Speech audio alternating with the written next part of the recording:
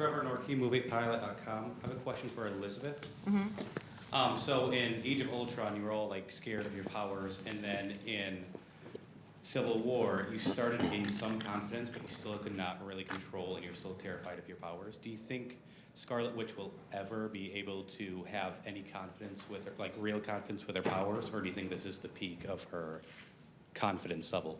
I mean, I think what ended up happening was that she was starting to feel confident, but it wasn't about her powers, it was more about the conflict she had with making a big mistake.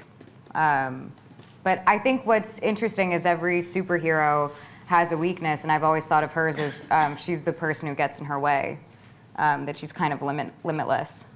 And so that's, to me, an interesting character trait. I don't know what we're gonna do next, but I think of her as being like an incredibly strong, powerful person, and it's also fun because I feel like she could flip either way because of her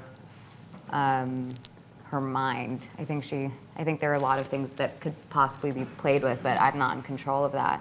But I think this film was a lot about just conflict in general, of what's right, how to use your abilities, or whether you should or not. I think that was a consistent theme throughout the whole film.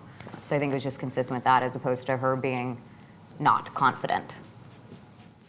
She is on a growth arc, and it is part of her development. It's very tricky with very powerful characters, because unless they have an internal struggle or a flaw that limits them, then they do become limitless, and then the storytelling becomes muddled and not very interesting.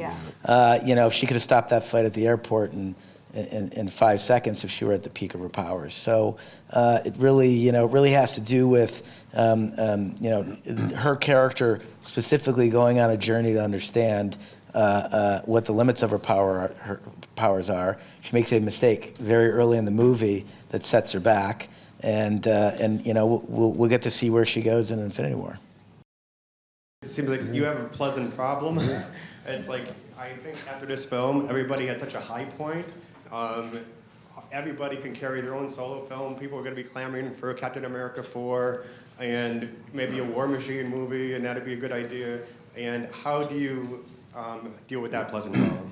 Great. Hey, listen, listen, Marvel's, and I've been really talking a lot about this in press, but it really is over the course of I've been doing this for a while now, and it really is nice to kind of step back. In the first couple of years of your involvement of the franchise, you're very internal. You're scared about being the thing that's going to cause it.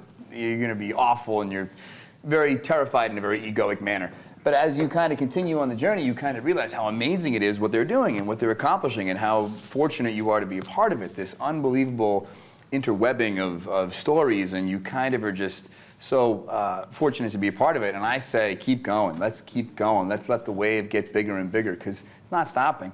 It's not like they're making bad movies. They're making great movies. And if you want to keep putting in this superhero box, you can, but the fact is it's still good movies. It's good movies that they, especially the Russos, they ground them in such an authentic way.